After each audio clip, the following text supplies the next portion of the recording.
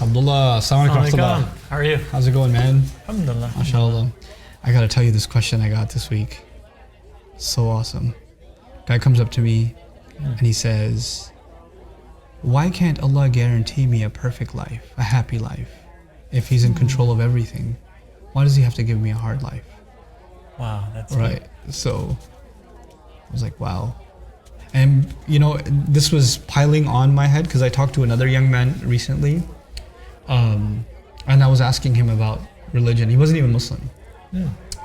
And he said, when I was raised in a pretty religious family until I got to college, and then I stopped kind of practicing religion. I was like, so why'd you stop practicing religion? He goes, well, I look at all these other different religions, but I don't really subscribe to any one of them. And the reason for that was when I got to college, I realized, man, I'm stressed out about an exam and I'm praying and I'm praying and I'm praying, but I'm not doing better on my tests. So I should have not been wasting my time praying. I should have been spending my time studying for the test instead. So I realized that I don't need religion.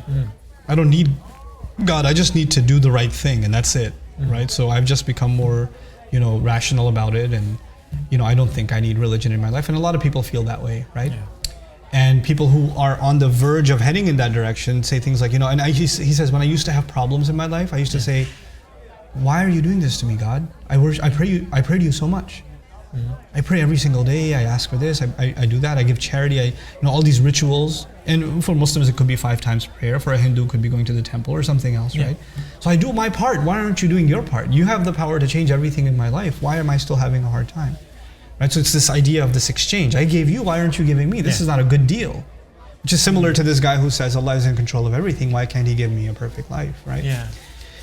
The problem with this, fundamentally from an Islamic perspective, because I can't answer that from other religious perspectives, is that in Islam, our fundamental relationship with Allah is Rabb and Abd.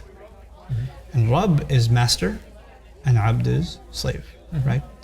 Now the thing about a master is you don't negotiate with a master. You negotiate with an employer. You can also negotiate with a partner, like a business partner. You can negotiate with a family member. Hey, I'm going to come home at this time. No, come at that time. Okay, fine, no problem. There's negotiations. But when you have a master and a slave, who dictates all the terms? The master does. And the slave's only position is to follow all those terms. Now, the other thing about a master is that if he gives you something, it's a bonus. And if he doesn't give you something, he didn't have to. Because you're not salaried. You're a slave. Slaves aren't salaried, right?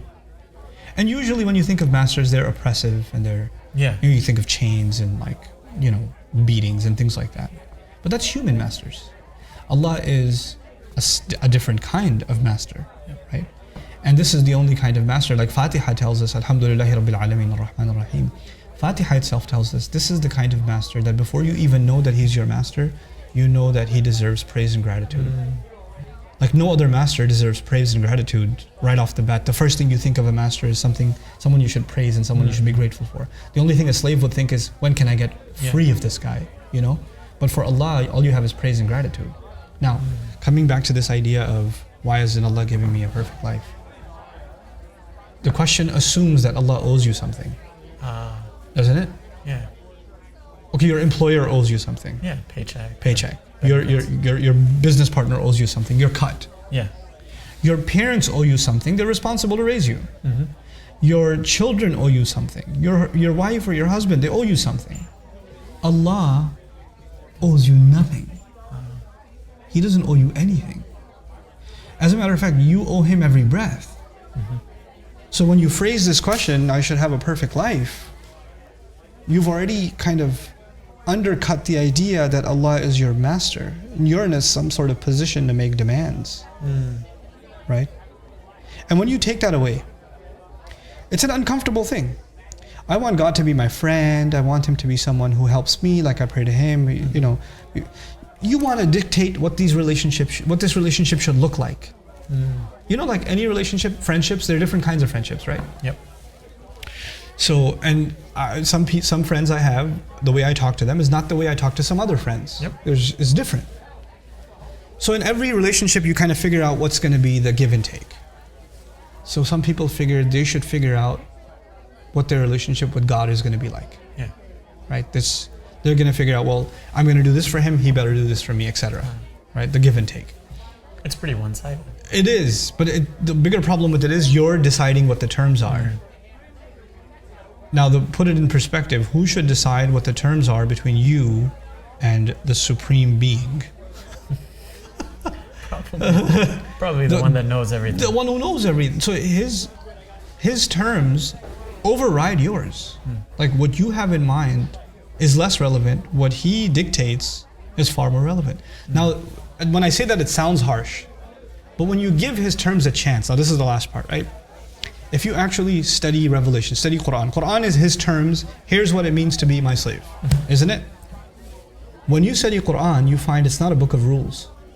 It's not a book of do this, or if you don't do this, this is going to happen, that's going to happen. Actually, very few rules.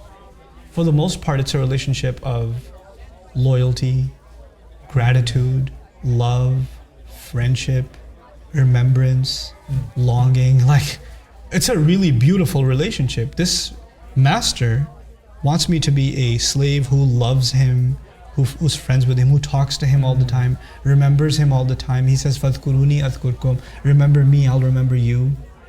Like, who talks like that? Like, that doesn't sound like a master, right? Yeah. So the Quran shatters your view of what does Allah mean as He's a master. He wants you to be He wants to be your friend. He wants you to be His friend, but first understand that He's your master. Then understand He's your friend. He wants to be a giver of gifts to you, but before He gives gifts to you, He wants you to understand He's your master and you're the slave. And He also wants to give gifts to you. He wants to show you love. He wants to show you mercy. He wants to give you forgiveness. He wants to give you all this stuff. He wants to give you guidance. He wants to give you wisdom. He wants to give you knowledge. He wants to teach you. He wants to be your teacher too. He wants all of these things, these relationships with you. It's not one relationship, it's lots of relationships. But at the helm of them all, He's master and you're a slave. Which means no matter what happens in this relationship, your humility should never go away. Because the idea of slavery is, it's the most humble job description in existence. Yeah. There is no more humble a job than slave. Yeah. You can't get lower than that. If these questions, they lack humility. Because they reek of entitlement. Like, I want. You could still want. But if you want as a slave, is different than when you want as someone who's entitled. Right? Yep. Allah is not saying you can't ask. You can. But He will decide when to give and what to give. Yeah. You know? And He knows best. He knows best. So, the answer to this question isn't actually in what Allah decides to or not to do, but actually how we perceive Allah ourselves. It's our perception where the problem lies. And once you get that, the problem is solved. At the end of the day, this is probably one of the most fascinating things I ever learned about the people around the Prophet ﷺ who didn't believe. The Quraysh. If you were to ask them who made the skies and the earth, they would say Allah. It's in the Quran. وَلَئِنْ سَأَلْتَهُمْ مَنْ خَلَقَ السَّمَاوَاتِ وَالْأَرْضِ لَيَقُولُنَّ اللَّهُ. If you were to ask them who created the skies and the earth, they'll just say Allah. And I'm like, they have no problem accepting Allah? So then what's the problem?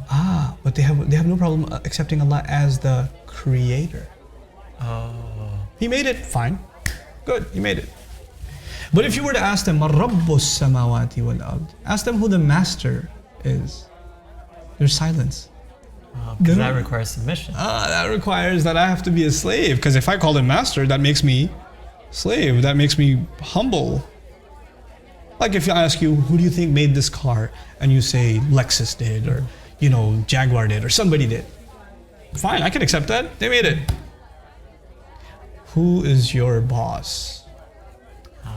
Who is your ultimate authority? Well, let's take a step back here a second. Hold on a second. My car. That's my car. Yeah. So that's the line that has to be crossed when somebody enters into Islam. They have to actually accept not only Allah as Rabb, as master, they also have to accept themselves as slave. I'll see you next time, inshallah. I got again. Assalamu alaikum.